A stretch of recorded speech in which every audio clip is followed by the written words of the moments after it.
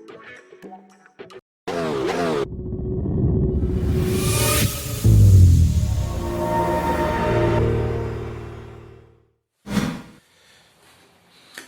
සියලු දෙනාම සාදරයෙන් පිළිගන්නවා ගණිත YouTube නාලිකාවට. ඉතින් අද අපි කතා කරන්න යන්නේ ධාරා විද්‍යුතයේ පාඩමේ ප්‍රතිරෝධ සහ ප්‍රතිරෝධ පද්ධති කියන කොටස යටතේ තියෙන තවත් බහුවර්ණ 10ක්. හරි අපි යමු වැඩේට. 51 වෙනි බහුවර්ණයේ තියෙන්නේ. පිළිලා වගේම වීඩියෝ ඩිස්ක්‍රිප්ෂන් එකේ තියෙන අදත් PDF එක ඩවුන්ලෝඩ් කරන්න කරලා බලන්න කොච්චර දුරට ඔබේ පිළිතුරු සාර්ථකද කියලා. හරි 51 වෙනි ගැටලුව අභ්‍යන්තර ප්‍රතිරෝධයේ ශූන්‍ය වූ බැටරියක් මගින් රූපේ දැක්වෙන සර්වසම බල්බ තුනක් රූපේ පෙන්වා දැල්වෙන සර්වසම බල්බ තුනක් රූපේ පෙන්වා ඇත. ඇමීටරයට නොගිනිය හැකි අභ්‍යන්තර ප්‍රතිරෝධයක් ඇත. එක් බල්බයක සූත්‍රිකාව කැඩී යයි නම් මොකද වෙන්නේ කියලා අහනවා ඇමීටර පාට අංකයට සහ බල්බ දෙකේ දීප්තියට. අපි දන්නවා දැනට ඔය තියෙන පරිපථයේ ඔය කෝෂයෙන් ඇදලා ගන්න ධාරාව මේ බල්බ තුන හරහාම යනවා. පළමු බල්බය, දෙවන බල්බය සහ තුන්වෙනි බල්බය හරහා යනවා. ඒකට සමාන්තරගත බල්බ තුනක් තියෙනවා. එක බල්බයක ප්‍රතිරෝධය R නම්, එක බල්බයක ප්‍රතිරෝධය R නම් මේ තුන් දෙනාගේ සමග ප්‍රතිරෝධය R බෙදීම තුනයි. සමාන්තරගත සමාන බල්බ තුනක්. එහෙනම් කෝෂයේ විද්‍යුත්කාමක බලය V කියලා ගත්තොත් මේ වෙලාවේ මෙතනින් ඇදලා ගන්න ධාරාව I ගන්න පුළුවන් අපිට V සමානයි I වරක් R බෙදීම තුන. සමග ප්‍රතිරෝධය තමයි මම ආදේශ කරේ. එතකොට එතනින් ධාරාව හොයාගන්න පුළුවන් 3I V බෙදීම R. ඔය පළවෙනි වෙලාවේ ධාරාව. දෙවෙනි වෙලාවේ බල්බයක ෆිලමන්ට් එක සූත්‍රිකාව කැඩලා යනවා. සූත්‍රිකාව කැඩලා යනවා කියලා කියන්නේ පරිපථේ නෑ වගේ. එතකොට මේ පරිපථේ විතරයි තියෙන්නේ මේ දෙන්නගේ සමග ප්‍රතිරෝධය R බෙදීම දෙකයි. දැන් සමග ප්‍රතිරෝධය අඩු වෙලා. සමග ප්‍රතිරෝධය අඩු වෙලා කියලා කියන්නේ අලුත් ධාරාව I' නම් සමග ප්‍රතිරෝධය දැන් එන්නේ R බෙදීම දෙකයි. අලුත් ධාරාව I' නම් අපිට ලියන්න පුළුවන් V සමානයි I'R. එතකොට සමග ප්‍රතිරෝධය R බෙදීම දෙකයි. දැන් සමාන්තරගත R ප්‍රතිරෝධ දෙකක් තියෙනවා. P වෙනසක් උන්නේ නැහැ. ඔතනින් අපිට I' ගන්න පුළුවන් 2යි V බෙදීම R කියලා. දැන් ඔබට පේනවා මේ ධාරාවට වඩා මේ ධාරාව අඩුයි. ඒ කියන්නේ අනිවාර්යෙන් ඇමීටර් පාඨාංකය අඩු වෙනවා. ඇමීටර් පාඨාංකය අඩු වුණාට මෙයාගේ විභවාන්තරේ කලින් තිබ්බ අගයමයි. විභවාන්තරේ කලින් තිබ්බ අගයමයි. ඒ කියන්නේ මෙතන විභවාන්තරේ කෝෂයේ අග්‍රාතර විභවාන්තරයට සමානයි. එතකොට අපිට ගන්න පුළුවන් ඔතන තියෙන පිළිතුරු වලින් විභවාන්තරේ බල්බ දෙක හරහා විභවාන්තරේ නේද නිසා බල්බ දෙක හරහා ධාරාව වෙනසක් වෙන්නේ නැහැ. ඒ කියන්නේ බල්බ දෙකේ දීප්තිය වෙනස් වෙන්නේ නැහැ. හැබැයි ඇමීටර් පාඨාංකය අඩු වෙනවා කියන පිළිතුරු අංක 5 නිවැරදි කියලා අපිට ගන්න පුළුවන්. ඊළඟට බලමු 52 වෙනි ගැටලුව. 52 වෙනි ගැටලුවේ තවත් ඔය වගේ පරිපථයක් දීලා තියෙනවා. ප්‍රතිරෝධ 50යි ප්‍රතිරෝධ 6ක් සම්බන්ධ කරලා තියෙනවා. 50යි ප්‍රතිරෝධ 6ක් සම්බන්ධ කරලා තියෙනවා. උඩ පරිපථයෙන් 4ක්, 1යි 2යි 3යි 4යි. ඔය විදිහට සම්බන්ධ කරලා තියෙනවා. යට පරිපථයේ 50යි ප්‍රතිරෝධ දෙකක් සම්බන්ධ කරලා තියෙනවා. මෙයාගේ විද්‍යුත්කාමක බලය වෝල්ට් 10යි. මේ හැම ප්‍රතිරෝධයක්ම ඕම් 50 බැගින් කියලා අපිට දීලා තියෙන්නේ. අපෙන් අහන්නේ පෙන්වා ඇති විභව එක එකෙහි අගය 50යි ඕම් වන ප්‍රතිරෝධ 6ක් රූපේ පෙන්වා ඇති ආකාරයට සම්බන්ධ කර තිබේ 10යි වෝල්ට් බැටරියට නොගිනිය හැකි අභ්‍යන්තර ප්‍රතිරෝධයක් ඇත. P සහ Q ලක්ෂාකර විභවාන්තරය වනුයේ. අපිට P ලක්ෂය ලකුණු කරලා දීලා තියෙනවා. මෙතන Q ලක්ෂය ලකුණු කරලා දීලා තියෙනවා මෙතන. P හා Q අතර විභවාන්තරය. මම ගත්තොත් බැටරියේ ඍණාග්‍රය භූගත කරොත් මෙතන විභවය බිඳුවයි. මෙතන විභවය බිඳුවයි. බැටරියේ ධනාග්‍රය විභවාන්තරයේ විභවය වෝල්ට් 10ක් වෙනවා. හේතුව විද්‍යුත්කාමක බලයට සමාන ප්‍රමාණයකින් විභවය වැඩි වෙනවා. ධනාග්‍රයට යනකොට. දැන් එතකොට මේ පැත්තේ තියෙන සමග ප්‍රතිරෝධය 200යි. ශ්‍රේණිගත 50යි ප්‍රතිරෝධ 4ක්. මේ පැත්තේ සමග ප්‍රතිරෝධය 100යි. ඔය දෙන්න සමාන්තරගත විදිහට හැසිරෙන්නේ මොකද මෙතනින් එන ධාරාව දෙකට බෙදලා යනවා හරියටම නෙවෙයි. යම් කිසි පංගුවක් මේ පැත්තේ යම් කිසි පංගුවක් මේ පැත්තේ. මේ දෙන්නගේ සමග ප්‍රතිරෝධය 100යි. මේ පැත්තේ සමග ප්‍රතිරෝධය සම්පූර්ණ උඩ පැත්තේම සමග ප්‍රතිරෝධය 200යි. එහෙනම් අපිට මුළු පරිපථයේ සමග ප්‍රතිරෝධය ගන්න පුළුවන් මේ දෙන්න සමාන්තර නිසා ගුණිතය බෙදීම එකතුව 100 වැඩි කිරීම 200 බෙදීම 100යි 200යි 300. එතකොට එනවා 200 බෙදීම 3යි සමක ප්‍රතිරෝධය. දැන් කෝෂයට මම දානවා V සමානයි I. කෝෂයේ විද්‍යුත්කාමක බලය 10 වෝල්ට්. ධාරාව හොයන්න යන්නේ මම සමක ප්‍රතිරෝධය 200 බෙදීම 3යි. එතකොට එනවා ධාරාව 3 බෙදීම 20යි ඇම්පියර්. ඔය 3 බෙදීම 20යි ඇම්පියර් මේ පැත්තේ ප්‍රතිරෝධයේ දෙගුණයක් මේ පැත්තේ වගේ. ඒ නිසා 3න් 1ක භාගයක් මේ පැත්තට යනවා 3න් 2ක භාගයක් මේ පැත්තට යනවා. සමාන අනුපාතයෙන් බෙදලා අදාළ ප්‍රතිරෝධ අතර අනුපාතයට බෙදලා යන්නේ. ප්‍රතිරෝධයේ වැඩි පාරේ 3න් 1යි යන්නේ අඩු පාරේ 3න් 2ක් යනවා. ඒ කියන්නේ මේ පැත්තේ ධාරාව උතනින් උඩට යන ධාරාව මෙයාගෙන් 3න් 2යි. 3 බෙදීම 20න් 3න් 2යි. ඒතකොට අපිට ගන්න පුළුවන් 20න් 2යි කියන්නේ 0.2ට 0.20ට 1යි. 0.1 ඇම්පියර් ධාරාවක් යනවා. 0.1 ඇම්පියර් ධාරාවක් යන නිසා මේ ප්‍රතිරෝධය හරහා විභව ගැස්ම සැලකුවොත් 0.5 වරක් 0.1 කියලා කියන්නේ 50 වරක් 0.1 කියන්නේ 5යි වෝල්ට් විභව ගැස්මක් තියෙනවා. 5යි වෝල්ට් විභව ගැස්මක් තියෙනවා කියලා කියන්නේ මෙතන 0යි නම් මෙතන විභවය 5යි. මෙතන විභවය 5යි කියලා කියන්නේ අපිට P සහ Q අතර විභවාන්තරේ 5 ඍණ 10. එහෙම නැත්නම් 10 ඍණ 5 කියන දෙන්නගේ වෙනස ගන්න පුළුවන් 52 වෙනි ගැටලුවට පිළිතුරු අංක 3 නිවැරදි කියන පිළිතුරට යන්න පුළුවන්. පිළිතුරු අංක 3 නිවැරදි. ඊළඟට බලමු 53 වෙනි ගැටලුව. 53 වෙනි ගැටලුවේ කියනවා පෙන්වා ඇති විභව බෙදුම් පරිපථයේ ජවය සපයනු ලබන්නේ. ජවය සපයනු ලබන්නේ නොගිනිය හැකි අභ්‍යන්තර ප්‍රතිරෝධයක් සහිත 30 වෝල්ට් ධාරා සැපයුමකින්. 30 වෝල්ට් ධාරා සැපයුමකින්. මෙතන මොම් 60ක් තියෙනවා මේ වගේ ඊට පස්සේ සමාන්තරගතව R සහ 48 ඕම් කියන ප්‍රතිරෝධ දෙකක් තියෙනවා. අපෙන් අහන්නේ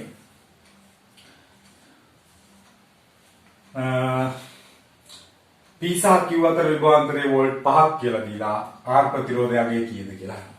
මම ගන්නම් මෙතනින් පළවෙනි තියෙන සමස්ත පරිපථයේම ප්‍රතිරෝධය x කියලා. මෙතනට දෙනවා 30 වෝල්ට් විභවාන්තරයක්. එහෙනම් මේ අග්‍රාතර විභවාන්තරය වෝල්ට් 5ක් වෙන්න නම් වෝල්ට් 5 කියන විභවාන්තරයේ සමාන වෙන්න ඕන 30 බෙදීම 60 ධන x මේ දෙන්න වෙනුවටම ගත්තේ x 60 ධන x වැඩි කරන්න ඕන මේ පැත්තෙන් තියෙන පළවෙනි ප්‍රතිරෝධ x කියන. ඔය විභව බෙදෙන මූල ධර්මය. දැන් අපිට පුළුවන් ඔතනින් 30x සමානයි 60 වරක් 5 බිඳුවකට දැම්ම 5 වරක් 6 30යි 300 ධන 5x 25x සමානයි 300යි x සමානයි 300 බෙදීම 25 කියන්නේ 12යි. ඒ කියන්නේ මේ දෙන්නගේ සමකය 12යි. මේ දෙන්නගේ සමකය 12යි කියන්නේ සමාන්තරගත දෙන්නෙක්ගේ සමකයන්නේ ගුණිතය බෙදීම එකතුවෙන්. 48 වරක් r බෙදීම 48 ධන r සමානයි 12යි. දැන් අපිට පුළුවන් හරස් ගුණිතය දාන්න 48යි r සමානයි 12 වරක් 48. 12 වරක් 8 96න් 6 9ක් ඉතුරුයි. 12 වරක් 4 48යි 48යි 9යි 12 වරක් 8 96න් 6 9ක් ඉතුරුයි. 12 වරක් 4 48යි 9යි 58යි 57යි 576 ධන 12යි r. මේ පැත්තට ගෙනල්ලා අඩු කරොත් 36යි r සමානයි 576යි. r සමානයි 576 බෙදීම 36 කියන පිළිතුරට අපිට යන්න පුළුවන්. මම කපන්නම් 6න් 36ට 6 වරක් 6යි 56ට 7ට 6 වරක් 9 54යි ඉතුරු 3යි 36ට 6යි 96 6න් බෙදපුවාම 16යි කියලා එනවා ප්‍රතිරෝධය r ප්‍රතිරෝධය. එතකොට පිළිතුරු අංක 3 නිවැරදි කියන පිළිතුරට අපිට යන්න පුළුවන් 53 වෙනි ගැටලුවට පිළිතුරු අංක 3. 54 වෙනි ගැටලුව. 54 වෙනි ගැටලුව කියන්නේ රූපයේ පෙන්වා ඇති පරිදි එකම ද්‍රව්‍යයකින් සාදා ඇති නම් ඝන A නම් කම්බියක් හා B නම් කම්බියක් බැටරියකට සම්බන්ධ කර ඇත. කම්බියේ දෙකෙහි දිග සමාන වේ. පහත ප්‍රකාශ සලකා බලන්න. ඒ ප්‍රකාශය අපිට කියන්නේ A හා B දෙකටම සමාන ප්‍රතිරෝධ ඇත. නෑ. ප්‍රතිරෝධය අපි කියන්නේ R සමානයි ρ L බෙදීමේ දෙන්නගේ හරස්කඩ වෙනස්. එකක් සීන් කම්බියක් කියනවා. ඒ නිසා ඒ ප්‍රකාශය වලදී ප්‍රතිරෝධ වෙනස් දෙන්නගේ. ඊළඟට B ප්‍රකාශය A හි ඉලෙක්ට්‍රෝන ප්ලාවිත වේගය B හි මාගේට වඩා කුඩායි. අපිට දන්නවා දෙන්න ශ්‍රේණිගතව සම්බන්ධ කරලා තියෙන එක පිටිපස්සේ එක. ශ්‍රේණිගතව සම්බන්ධ කරලා තියෙනවා කියන්නේ ධාරාව නියතයි. ආන් අපිට I සමානයි VANE ගන්න පුළුවන්. එහෙනම් ධාරාව නියතයක් n කොමත් නියතයක් ඉලෙක්ට්‍රෝන ඝනත්වය කියන්නේ ද්‍රව්‍ය මත රඳා පවතින එකක්. ඔය කම්බි දෙකම හදලා තියෙන එකම ද්‍රව්‍යයකින් E ඉලෙක්ට්‍රෝන එක ආරෝපණයක් නියතයක්. එහෙනම් B ප්‍රතිලෝමව සමානුපාතිකයි A කියලා ගන්න පුළුවන්. දැන් අපිට කියන්නේ A ඉලෙක්ට්‍රෝන ප්‍රාවිත වේගය B හි මාගේට වඩා කුඩායි. අපි දන්නවා A ඝනකම් කම්බියක්. ඒ කියන්නේ ඒකේ හරස්කඩ වර්ගඵලය වැඩි. හරස්කඩ වර්ගඵලය වැඩි වෙනකොට ඉලෙක්ට්‍රෝන ප්‍රාවිත වේගය V අඩු වෙනවා තමයි B ප්‍රකාශය හරි. ඊළඟට C ප්‍රකාශය කියනවා A හා B නිදහස් ඉලෙක්ට්‍රෝන ඝනත්ව අසමාන වේ. අසමාන වෙන්නේ නැහැ එකම ද්‍රව්‍යයෙන් හදලා තියෙන්නේ. A හා B දෙන්නගේ ඉලෙක්ට්‍රෝන ඝනත්ව සමානයි. B පමණක් සත්‍ය වේ කියන දෙවෙනි පිළිතුරට අපිට යන්න පුළුවන්. ඊළඟට 55 වෙනි ගැටලුවේ කියන්නේ R ප්‍රතිරෝධය R වූ ඒකාකාර දිගකම්බයක් සමාන කැබලි n සංඛ්‍යාවකට කපනු ලැබේ. මෙම කැබලි මිටියක් ලෙස එකට තබා එක් කැබල්ලක දිගට සමාන වූ දිගක් ඇති සංයුක්ත කම්බියක් සාදා ගනු ලැබේ. සංයුක්ත කම්බියේ ප්‍රතිරෝධය කීයද කියලා අහනවා. කලින් තිබ්බ කම්බියේ ප්‍රතිරෝධය R ප්‍රතිරෝධයේ දිගට සමානුපාතිකයි. ඒ නිසා භාගයක් වුණොත් R බෙදීම 2යි. n පංගුවක් වුණොත් එක කම්බියක ප්‍රතිරෝධය මෙච්චරයි. මේ වගේ කෑලි n ගානක් සමාන්තරගතව සම්බන්ධ වෙන්නේ මොකද කම්බි ටික එකට තියලා ඔහොම මිටියක් හදන්නේ. සමාන්තරගතව සම්බන්ධ වෙන්නේ සමාන්තරගතව සම්බන්ධ වුණාම R ප්‍රතිරෝධ n ගානක් සමාන්තරගත වුණා නම් R බෙදීමෙන් වගේ R බෙදීමෙන් ප්‍රතිරෝධ n ගානක් සමාන්තරගත වෙනාම සමග ප්‍රතිරෝධය R බෙදීම n වර්ගය කියන ගැටළු පිළිතුරට අපිට යන්න පුළුවන්. පිළිතුරු අංක 5 නිවැරදි 55 වෙනි ගැටලුවට. ඊළඟට 56 වෙනි ගැටලුවේ දීලා තියෙන්නේ මේ පරිපථය. 56 වෙනි ගැටලුවේ. ඔය සෑම ප්‍රතිරෝධයක්ම R x සහ y අතර ප්‍රතිරෝධය මොකක්ද කියලා අහන්නේ. x තියෙන්නේ මැද y තියෙන්නේ මේ කෙළවරේ. හොඳට බැලුවොත් අපිට පේනවා මේ මෙතන ඉඳලා මේ දෙන්නයි මේ දෙන්න මේ කෙළවරේදී හම්බ වෙනවා. මොකද මෙතන කිසිම ප්‍රතිරෝධයක් නැහැ. ඒ කියන්නේ මෙහෙම ගිහිල්ලා මෙහෙම යනවා කියලා කියන්නේ වීස්ටර්න් පරිපථයක්. මේ දෙන්නගේ අනුපාතය මේ දෙන්නගේ අනුපාතයට සමානයි. හැම ප්‍රතිරෝධයක්ම R බෙදින් කියලා කියන්නේ. එහෙනම් මේ මැද ප්‍රතිරෝධය ගලවලා අයින් කරන්න පුළුවන් අපිට ඒකෙන් වැඩක් නැහැ. වීස්ටර්න් සේතුවක මැද අග්‍රයේ ධාරාව යන්නේ. ඔය ආකාරයට දිගටම මේ සෙට් එක ගලවලා අයින් කරන්න පුළුවන්. දැන් මේ දෙන්නගේ සමග ප්‍රතිරෝධය R දෙන්නෙක් සමාන්තරගතව වැදලා තියෙන නිසා R බෙදීම 2යි. එයාට මේ R එකතු වුණාම 3යි R බෙදීම 2යි. 3යි R බෙදීම 2යි. මේ වගේ පරිපථ තියෙනවා 1යි 2යි 3යි 4යි 5ක් සමාන්තරගතව. සමාන්තරගතව 5ක් වදිනවා කියන්නේ සමාන ප්‍රතිරෝධ. මෙයාගේ අගෙන් පහෙන් එකක් වෙනවා සමකය. 3යි R බෙදීම 10 කියන පිළිතුරට අපිට යන්න පුළුවන්. පිළිතුරු අංක 5 නිවැරදි. 56 වෙනි ගැටලුවට පිළිතුරු අංක 5. ඊළඟට බලමු 56 වෙනි ගැටලුව. 56 වෙනි ගැටලුවේ කියන්නේ පෙන්වා ඇති පරිපථයේ E කෝෂය සහ A ඇමීටරයට නොගිනිය හැකි අභ්‍යන්තර ප්‍රතිරෝධ ඇත. අභ්‍යන්තර ප්‍රතිරෝධයේ 2000ක් වූ වෝල්ට් මීටරයක් x සහ y අතර සම්බන්ධ කළ විට මොකද වෙන්නේ කියලා අහනවා.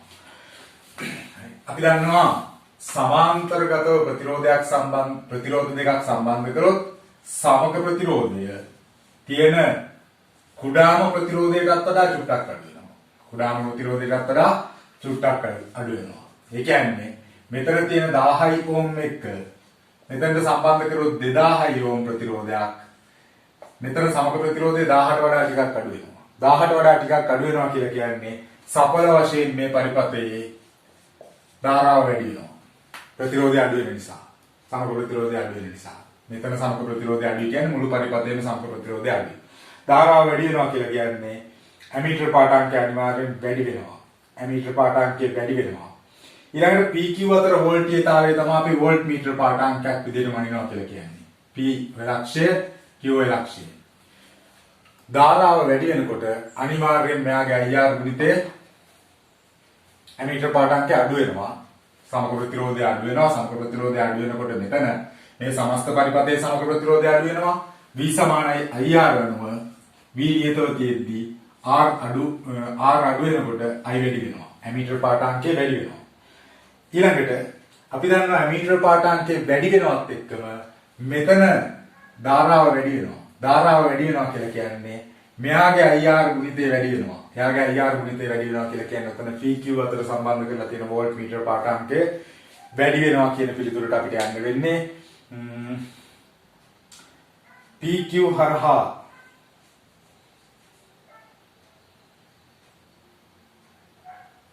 වෝල්ටීයතාවය සහ ඇමීටර් පාඨාංකය යන දෙකම වැඩි වේ කියන හතරවෙනි පිළිතුර අපිට නිවැරදි පිළිතුර විදිහට ගන්න පුළුවන්.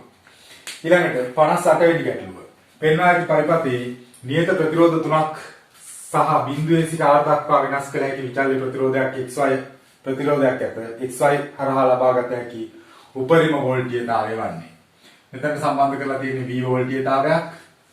මෙයා R මෙතන R මෙතෙන්ට සම්බන්ධ කරලා තියෙනවා ඔය විචල්්‍ය ප්‍රතිරෝධය මේ පැත්ත ආයත R. ඔය ආකාරයේ පරිපථයක් තියෙන්නේ. මෙතන ප්‍රතිරෝධය උපරිම වෙනකොට තමයි උපරිම අගය හම්බෙන්නේ අදාළ XY ලක්ෂ දෙක. මේ X ලක්ෂය සහ Y ලක්ෂය අතර විභවාන්තරය. මෙතනට සම්බන්ධ කරලා තියෙන V විභවාන්තරයක්. අපිට ගන්න පුළුවන් එහෙනම් y මේ කෙලවරේම තියෙනකොට y යගේ r වෙනකොට තමයි උපරිම විභවාන්තරයක් xy හරහා ලබා ගන්න පුළුවන්. එහෙනම් මෙතන සමක ප්‍රතිරෝධය ගත්තොත් r ශ්‍රේණිගත නිසා 2r 2r එක්ක r සමාන්තර ගත නිසා 2r වරක් r බෙදීම 3r ගුණිතේ බෙදීම එකතුව. එතකොට එනවා 2r බෙදීම 3යි මෙතන. එහෙනම් මේ r ප්‍රතිරෝධයත් මෙතන තියෙන 2r බෙදීම 3 කියන ප්‍රතිරෝධයත් අතර සමානුපාතිකව බෙදෙනවා විභවය. එහෙනම් මම මේ ලක්ෂය p කියලා මේ ලක්ෂය q කියලා සැලකුවොත් PQ අතර විභවාන්තරය VPQ ලියන්න පුළුවන්. මුළු විභවාන්තරයේ V බෙදන්න ඕන. මෙයාගේ මෙතන සමකයේ එකතු වෙන. සමකය කියන්නේ මෙයා R ධන 2R බෙදීම 3 කියන්නේ 5න් 3න් 5යි R. ඔය එකතුව. වැඩි කරන්න ඕන මෙතන සමකය 2R බෙදීම 3න්. R කැපිලා යනවා 3යි V බෙදීම 5 වැඩි කිරීම 2 බෙදීම 3 කියනකොට 2යි V බෙදීම 5යි. එතකොට මෙතන විභවාන්තරය තමයි. අනිවාර්යෙන් ওই විභවාන්තරයේ P සහ Q අතර හම්බ වෙනවා. ඊළඟට XY අතර විභවාන්තරය කියනකොට සමාන ප්‍රතිරෝධ දෙකක් කරහා බෙදෙන නිසා මේ ආපු වගේන් භාගයයි ගන්න වෙන්නේ. ආපු වගේන් භාගයක් කියන්නේ 5න් 2යි V නෙවෙයි 5න් 1යි V කියන පිළිතුරට යන්න පුළුවන්. 58 වෙනි ගැටලුවට පිළිතුරු අංක 1 නිවැරදි කියලා ගන්න පුළුවන්. ඊළඟට බලමු 59 වෙනි ගැටලුව. 59 වෙනි ගැටලුව කියන්නේ ප්‍රතිරෝධය R සහ දිග L කම්බියක් භාවිත කොට පරිමාව වෙනස්ව තබා ගනිමින් දිග 2 වූ වෙනත් කම්බියක් සෑදුවේ නම් නව කම්බියේ ප්‍රතිරෝධය වනුයේ. අපි දන්නවා පරිමාව වෙනස් වෙන්නේ නැති නිසා. පරිමාව කියන්නේ හරස්කඩ වර්ගඵලය වරක් දිග. දිග දෙගුණයක් කරනකොට හරස්කඩ වර්ගඵලය 4න් එකක් වෙනවා. එහෙනම් ප්‍රතිරෝධය R සමානයි ρ L බෙදීම A. මෙයා දෙගුණයක් වෙනවා. මෙයා දෙකෙන් එකක් වෙනවා. AL ගුණිතය නියතයි පරිමාව නියත නිසා. මෙයා උඩට යනකොට ρ L බෙදීම ඒ වගේ 4 ගුණයක් වෙනවා. කලින් තිබ්බ ප්‍රතිරෝධය වගේ 4 ගුණයක ප්‍රතිරෝධයක් 4යි R කියන පළවෙනි පිළිතුරට අපිට යන්න පුළුවන්. ඊළඟට 60 වෙනි බහුවර්ණයේ දීලා තියෙන පරිපථයේ මෙතන R එක ප්‍රතිරෝධයක් තියෙනවා. මේ පැත්තේ විචල්්‍ය ප්‍රතිරෝධයක් R2 කියලා දීලා තියෙනවා.